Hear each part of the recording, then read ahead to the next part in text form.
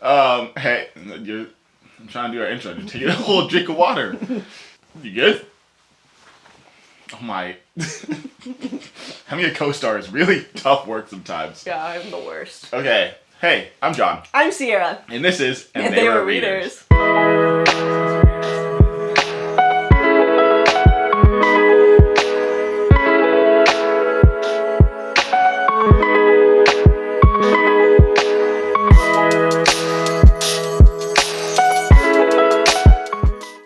Yeah, we're slightly unwell. You can't just start with that. Okay.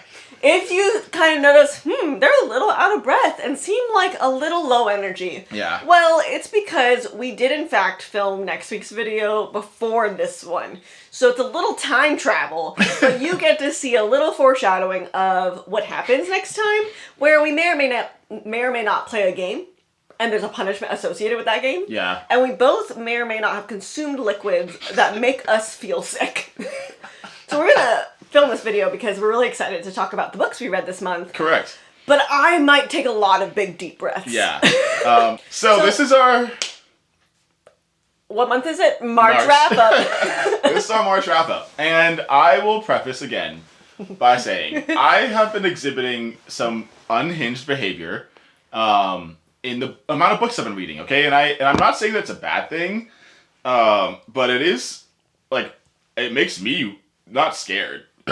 See, that's a byproduct of the last video. Oh, that was the last video, yeah, for sure. I read a lot of books this month, specifically 9 books, which is, like, an average amount. Yeah, I think that 9 books is what I read over the summer. Okay, like, yeah. in, like, a month. Yeah, there we go. And I read 3 books, and I really like the books that I read, so I'm excited to share them with you. Yeah. I'm a single mom who works too hard, loves her 2 kids, jobs, but yeah. never stops. And wait, what?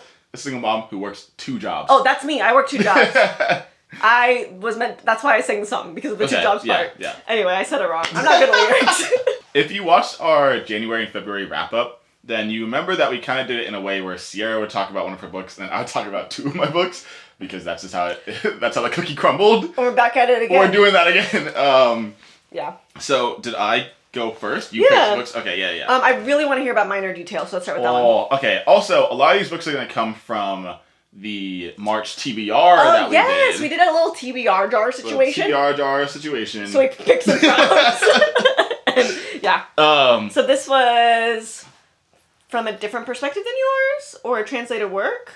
I'm not even going to try to remember. That's fair. Go. Okay. So this is Minor Detail by Adania Shibli. This is a Palestinian author, and it discusses 2 different stories of like Israeli occupation in Palestine. Now, before I recommend this book, Okay. trigger warnings. Yes. That should go without saying, but just to make sure, read your trigger warnings. It ruined me. Wow. It ruined me. I cried, and I don't do that often. That's true. Yeah. You've been doing it more in the past 2 years. I'm proud of you. That's true. Things be changing. Yeah, but So, you don't really cry very often, especially at media. Yeah. So I read the first part, and I was like, okay. Right. I took a break. I had some dinner, and I was like, I think I should read the next one tomorrow, because I should take a break. But then my brain was like, but you gotta know what happens. So I did it. I read the next part. I explained to Sierra the review that I wrote on Storygraph, because this is exactly how I felt after I read the book.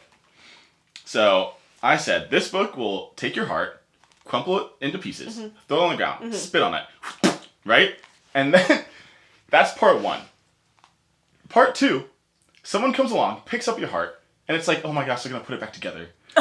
Right? You have that hope. You have that hope. And that's kind of how it feels, because it already feels more lighthearted than the first half. Okay. So you're there, and you're like, wow, okay, there's hope. And they put it back together, and then you get to the end of the book, and you realize that they put it back together with the tact of a kindergartner making macaroni art. And then a bully comes along, picks up that macaroni art, tears it to pieces again, and throws it on the ground again. Are you okay? No. No. I'm a dramatic person, so that's like where that comes from. Sure. But it it talks about war and like truly the brutality of war, where people, men specifically, become brutish. That's what they mean when they talk about the brutality of war. They become brutes. So that is discussed. And it's a story over time. So one perspective is from a girl who's existing like in the past. I don't remember the era. And then one that's kind of more modern. Yeah, so there's like one from 1949 and then one from many years later and then your present day. Yes. And the stories are connected through a really interesting way. The writing, yeah. The stories are connected. The writing is so good, so like provocative. I do recommend it, especially in light of everything going on and still going on, because I think and has been going on. It's been in the news for so long that we've become desensitized to it, and that tends to happen. That's the news. As soon as the story's in the news for more than a month or two, we forget about it. And that's the reality of like our physical ability to hold empathy for a certain amount of people anyway. Like, exactly. Scientifically, emotionally, we only have a certain amount of capacity. Yeah. So it makes logical sense. Does Correct. it make sense for us to forget or ignore? No. Absolutely. So I think that's the tension that sometimes we hold. Yeah. So that was a lot. Sorry, I but just threw my 2 cents it's in there. It's true. This video's starting on a really heavy note. But yeah, so that's my detail. I'm so excited to read this. I give it 4.75 stars. Okay, let's go on a lighter note. We're going to go with the next one. It's going to be a duology. So we'll get 2 books out of the way. Cool. Ninth House and Hellbent by Leigh Bardugo. Okay, I'll talk about these one by one. I did read both of them. Yeah. This also came from the March TBR jar. And you did? Yeah. Oh. I had to read a fantasy. Oh. Yeah. Okay. And this is a mild fantasy. It is dark academia combined with fantasy. Yes. Which honestly it was a great way for me to get into fantasy because I love dark academia. Yeah, I had a feeling that these would be fun for you. Yeah. Yeah. So, and that's what it was. I read these so fast. You bulldozed through them. And so honestly, fast. when I read them, I did too. Yeah. Yeah. Because it's very story based. It's not like deep or like, I don't know, thought provoking. You're just reading the story. And the prose doesn't feel like elementary in any way. It just is easier to read and get through. So it's still like an adult level, but like enjoyable and really fast. Yes. This is, like I said, dark academia, so we start off with a murder. as we do. Yeah. And then we like go back in time and then the story catches up. It takes place on an Ivy League campus. Yes. It's at Yale. And the premise is the main character ends up at Yale, and there are these houses that are devoted to some kind of like dark magic. Yep. Basically. And then their job is to kind of oversee the houses and be like, hey, don't do anything too crazy. Yeah. Yeah. Don't keep everything in check. Don't like go murder people. Don't, yeah. For the sake of your power. Absolutely. Yeah. But things go wrong. As they do. As they do, especially in dark academia.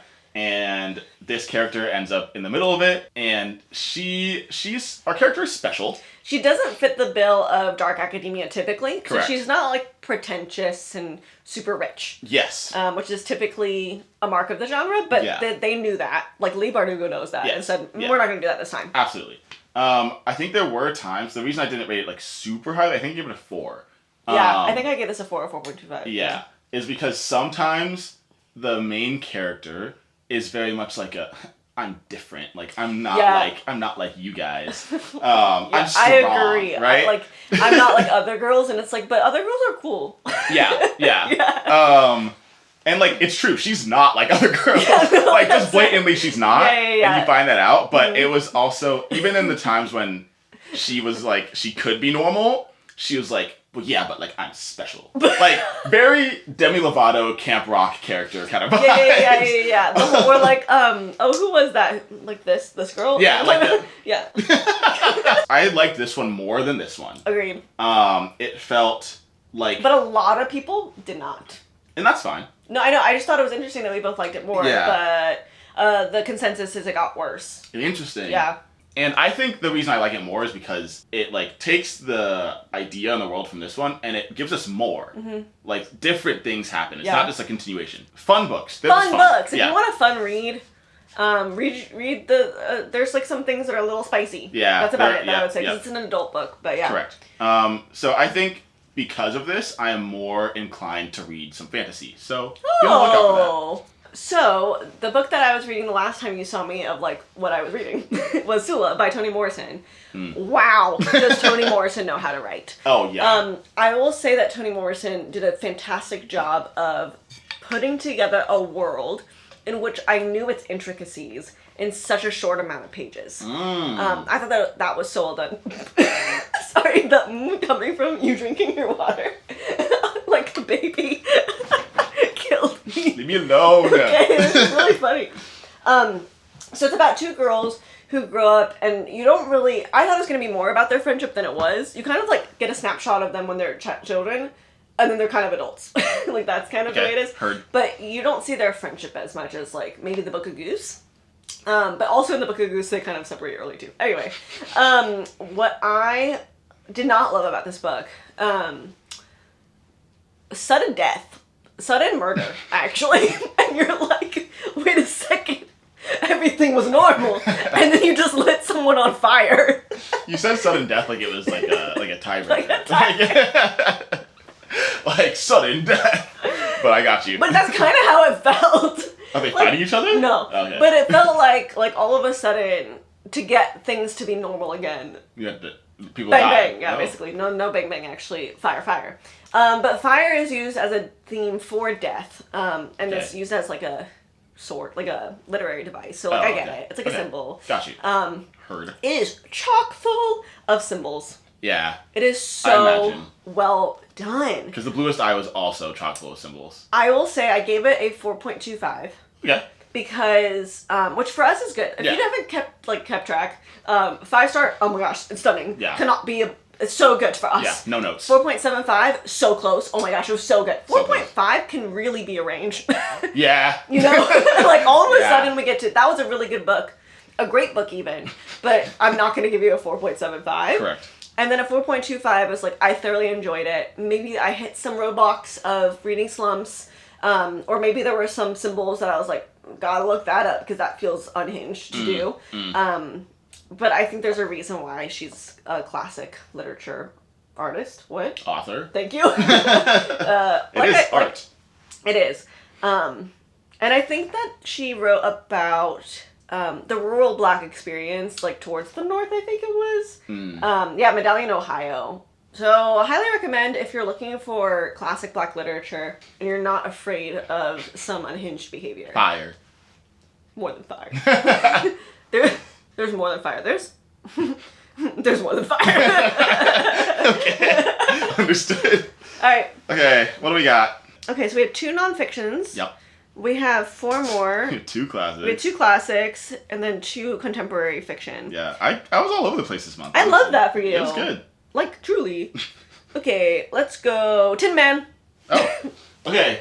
So this one I picked up at our local bookstore because I was waiting. Oh, yeah. Oh, actually, no. I picked this up with you. With me. Yeah. At our local bookstore. Because it's so pretty. The cover is beautiful. Can you see the reflection? Can you see the light? Can you see and it? This was one of those, you ever been shopping and you see something and it's like the last thing, or the last of its kind on the shelf, and you're like, I have to have it or else someone else will have it and take it from me? Mm-hmm. That's exactly how this was. Yeah. The cover was beautiful, and it was the last one in the store. Yeah, he was between 4 different books, and he's like a little bit on a book buying ban for himself. But then I think I was having like a hard day or something, and I was like, I want to go to a bookstore. I was having a hard day. And I was like, I want to go to a bookstore and cheer up a little bit. And so we went, and we both commenced book buying habits. So yeah, this one was definitely for its cover. It was on my TBR, but I hadn't seen this cover. The cover that I saw was kind of bland. I'll put it here. Anyway, Tin Man is, I guess, I don't even want to call it a queer romance because it's not. Really? I thought it was. Okay, it is. What? It's hard to like not give it away. It is like a queer romance that almost was. Oh. Yes. Yeah. So that's still a romance. Yeah. Yeah. Yeah. As kids, these two boys are like joint at the hip, and they fall in love. Mm-hmm. They fall in love. But one of them decides that living that kind of lifestyle just wouldn't be easy enough for him. So he decides to get married to this woman who love her. It's very reminiscent of My Policeman. Yeah, where like it's two guys that either are in love or were in love at some point, but then a woman comes in and changes the situation, and you get to see both of the guys' perspectives. And you see them as older men, and they're reminiscing and like telling you the story of their childhood and the things they went through. It talks about the like AIDS epidemic and the like harshness of that, and like seeing your friends die, as a lot of people did. And yeah, it was beautiful. Tin Man by Sarah Winman, a novel, really good. I can't hold because it. We don't feel good. We don't feel good. Okay. Let's do Poverty by America. Matthew Desmond. I do have thoughts on this book. This has been on my list for a really long time, so I'm curious to hear what your thoughts are. Okay. So I listened to this book. Then you bought it.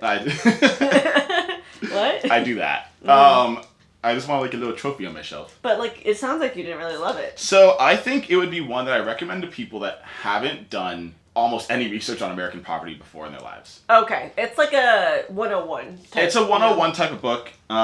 It goes into like intricacies of like the American financial system and how like certain people can just be kept down. Okay? And if you want to know like the intricacies of that system, this book is great for you. The big issue I had with this book was it talks about like the zero-sum theory, where it's basically like you have the idea or the belief that it's either me or you, and only one of us can come out on top, right? Didn't the Some of Us talk about that? Some of Us talked about that. That's a pretty decent book as well. But this talks about it in the sense of wealth, right? Yeah. Okay. And it's saying how we have to abolish that mindset in order to like build, like lift up our brother that is on the other side of the fence, whatever. Sure. But then, what's the word I'm looking for? I have a guess. It kind of goes against that mindset when it comes to other countries. So let me explain. What? I get that this is about American poverty, and I get that a lot of times you won't galvanize Americans into action without putting down our other countries as competitors. That's what it did? So it'll say things like, this thing is as bad as this country. I can't This do thing that. is like, we're doing so poorly in this category that we're right next to this country. There's better books on And poverty. I'm like, you don't have to do that. And then, like, when you talk about countries that are more prosperous and are worthy to be, like, mentioned in the same sentence as America, it's like Switzerland and France and the UK. And I'm like, so... Very Eurocentric. Very Eurocentric. So, yeah. And I was like, I thought we were doing this whole, like, get rid of the zero-sum idea. Like, we can all be great together. And you can talk about these ideas without putting down other entire countries. 100%. Okay, boo.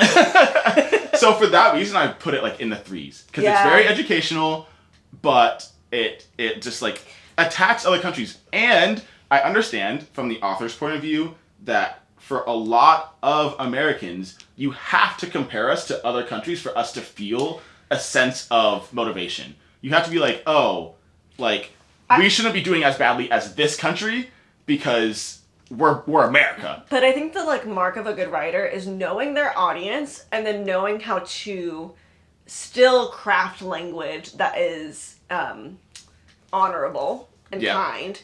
While still knowing their audience. A lot of the times when you compare to other countries and, I don't know, put us next to each other, like compare us side by side, you are throwing out, bless you, and bless you, and bless you, you are throwing out any, like, chance of empathy and adding historical context to that country's situation, which a lot of times America had hands in. So, that's all I'm going to say about that. Yep, good job. Next we have, no cover, but it's... I was going to say, where is it? The Vegetarian by Han Kang. Kang. Now this, I really enjoyed. Okay. I think I don't know what I gave it. Maybe a 4.25? Okay. Or 4.25, yeah. Cool. This is about mental health. This is about systems of oppression, really, if you... like, break it down. Okay. But it is one of the most unhinged books I've ever read in my life. I've heard that about that book. Like, do not recommend blanketly. Like, please do not read this book unless you've read the trigger warnings. Okay? and you're okay with some weird crap. But I loved it. So she's okay with some weird crap is what we're hearing. There was like a really extended sex scene that I was like, well, I'm good now. Okay. Like, Yeah. it's been I've had enough. It's been like 10 pages. Yeah. But it was all symbolic. Basically the gist, a little bit of a spoiler, not too much. You start with a woman who's like, one day wakes up after having a dream and says, I want to become a vegetarian. I'm a vegetarian now. Okay. And then her husband's like, huh? And she's like, I'm a vegetarian. Deal with it. Yeah. And she's like, in this house, you'll only eat vegetarian food. You can eat your, like, meat when you're out because you only eat breakfast here. So, like, it's going to be fine. Okay. And so she's like, you don't even eat here anyway, so... I was going to say, it's asking a lot for him. Yeah, to be like, I agree. Yeah. The way that she asked him to become a vegetarian with her was, like, no asking. It sounds like telling, yeah, okay. But he was so controlling. Oh. That it's almost like you're reading someone who's like, I am no longer going to be controlled, is what it feels like. Interesting, okay, right? okay. And that's further affirmed by later when you find out that her father was also incredibly controlling. And then even tried to force her to eat meat. Oh. And you'll read that and it's a very forced her to eat meat kind of situation. Forced her to eat meat post the dream and turning with Yeah. But like physical. And she's an adult. Right. Okay. But it's a shame to her family. Like, think about honor culture a little bit in this. Being vegetarian is a shame to her family? Yeah, for some reason. Okay. I don't know the full cultural context, so I'm not going to speak to that. Yeah. There's a lot of symbolism in this book. Okay. And I thought it was really well done. Okay. From that perspective, it made me feel, as I was reading it, almost made me feel disoriented. Oh. Like, it caught in a good way. Yeah. Because I was so into it, but I felt disjointed and like a little, like... It's a good word. Yes. Okay, great. So there's a bit to that. One thing that I think Han Kang does really well is that she's able to switch parts in this, or chapters, completely change perspective, but you know who's speaking or who you're looking from based upon the point of view, so first, second, or third person. Got you. And gender. Okay. But no name. Interesting. And it was so cool how, like, within part 2, the first paragraph, I was like, oh, I is no longer speaking. It's he. And I know exactly who it is based upon what I learned about the characters in the first part. And that was really impressive. It's kind of like a little life, yeah. So I thought that was really well done. Now the spoiler. Skip to wherever John says, I'm done talking about the spoiler. She wants to become a tree, eventually. And I needed that reaction, which is why I'm telling it. Like... Don't worry about it. Okay. No, like what? No. Okay. You don't want to know because I'm going to read it. And it is not magical realism. Okay, that was going to be the question. Like, she actually wants to become a tree? So I think what happens is she ends up having a schizophrenic break. Oh. Because of the abuse she endured when she was a child. Oh. But we don't know. So you'll read it and enjoy it. That took such a heavy turn. Yeah. Anyway, welcome back for those of you that skipped the spoiler. Yeah, so the book I thought was really well written, well done. I understand why it received the criticism it did for being unhinged, but it was also on the Man Booker Prize list for a reason. Okay, we got 4 left. Okay, Pride and Prejudice. Okay. our camera shut off and we don't know why. We don't know why. I'm so confused. This is Pride and Prejudice by Jane Austen. This is the book that BuzzFeed, the classic book that BuzzFeed said I embody. So I read it, and I see why I thought that, but I also am a little upset because I was not a huge fan of this book. But was it you? Are you it? Is she you? Is she her? What? Are you okay? No. No. I am so unwell from our last video. I understand why it gave it to me. I see that. I'll say that. Because... Are you a hopeless romantic in love with your cousin? Yeah, there was a part where they're like, marry your cousin, and she's like, no. No. So we follow this British family.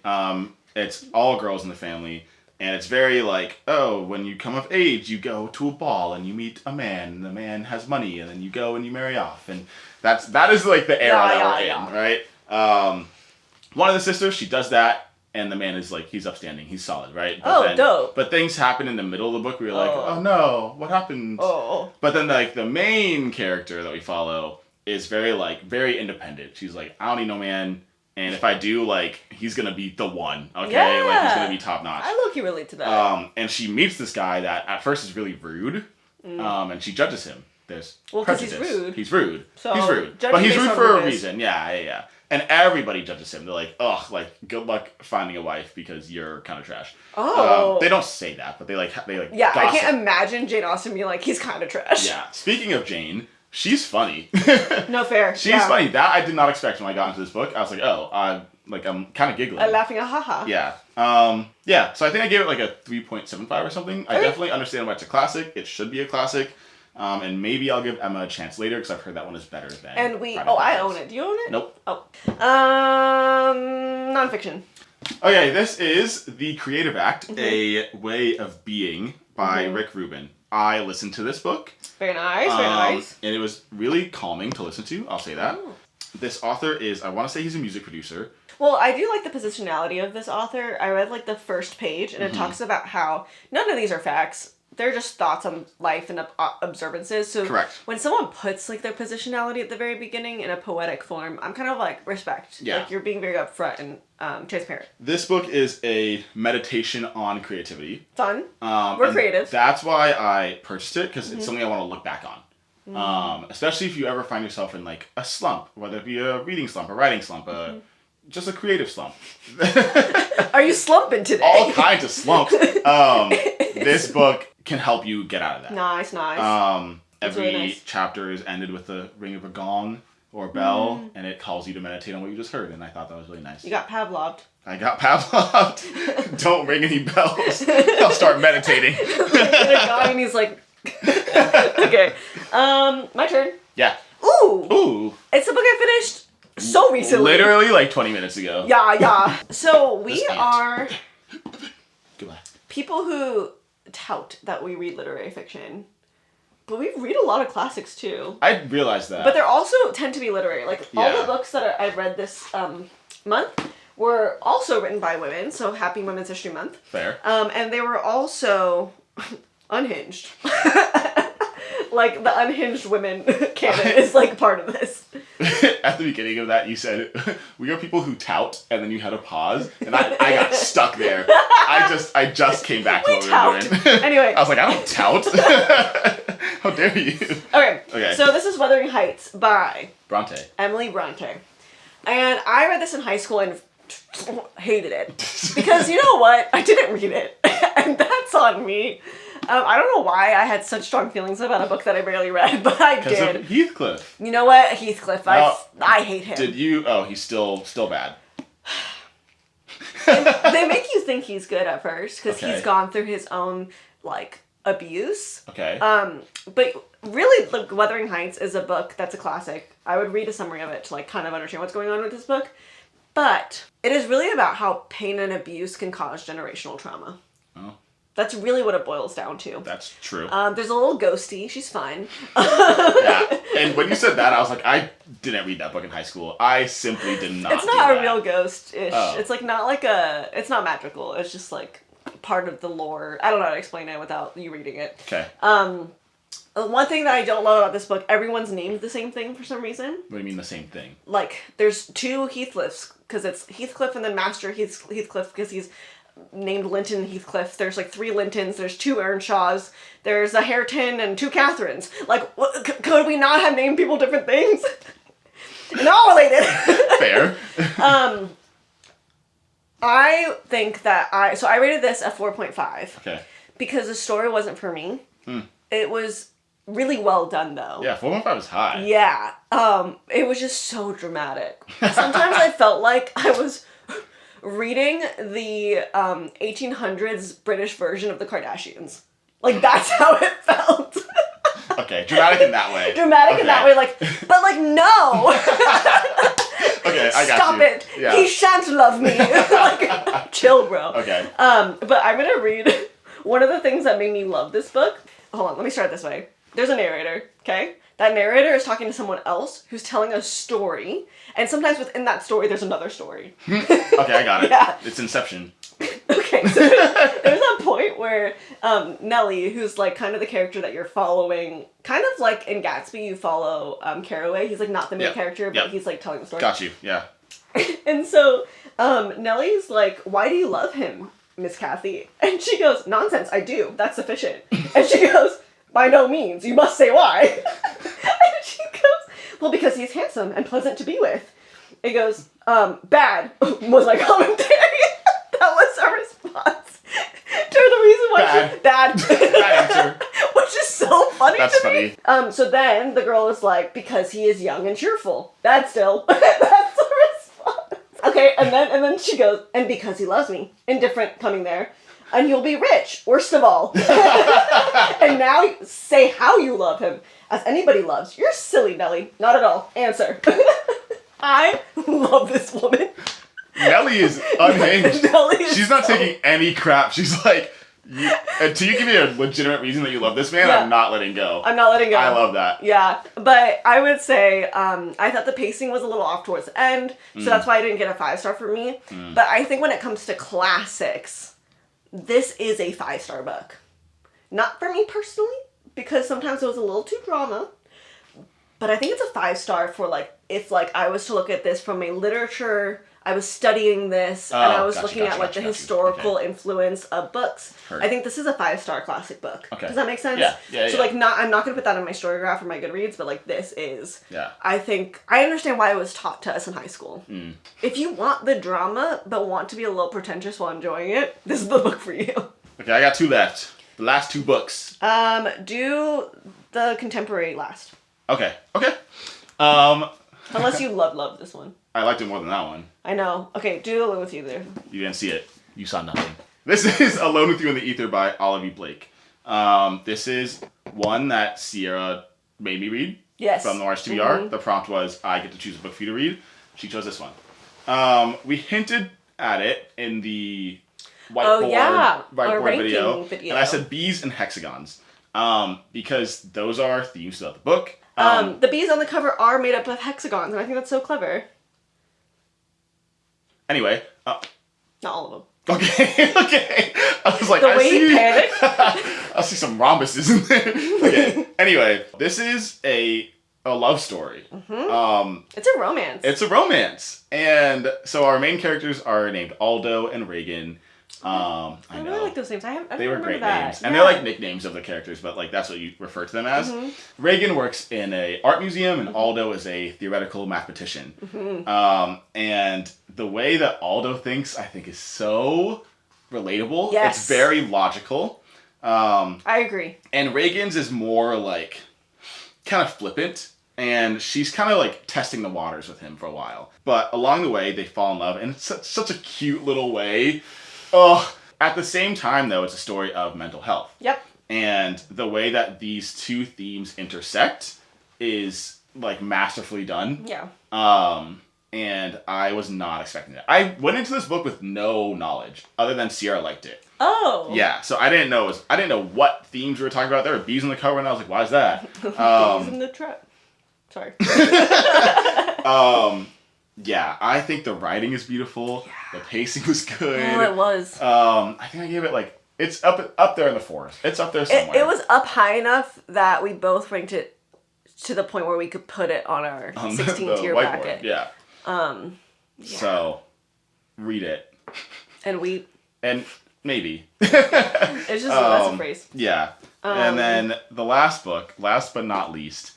Because it's one of your favorites, and honestly, a lot of people in the comments love this book. And I'm going to say right now, thank you for the praise you guys gave to this book, because I almost didn't read it in the month of March. Because I gave it to you because it was over 500 pages. Over 500 pages, and which so it is. He, like, at a certain point, looked at it on his shelf and said, absolutely not, and picked up something else. Yeah. Crazy. I loved this book. I loved this book. I think I gave it a 4.75, and that's like a holding place. It could go up to a 5. Yeah, because sometimes you just sit on it before you give a book a 5-star. You gotta think. You don't want to just be reactionary. You know? Can't be flippant. Yeah. So this is East of Eden by John Steinbeck. This takes place in Salinas Valley, California. Oh. Sorry, continue. And that is where he lived like most of his life. This book was published in 1952. Okay. And it talks about like late 1800s into the 1900s into World War I. We follow 2 families, the Trask family and the Hamilton family.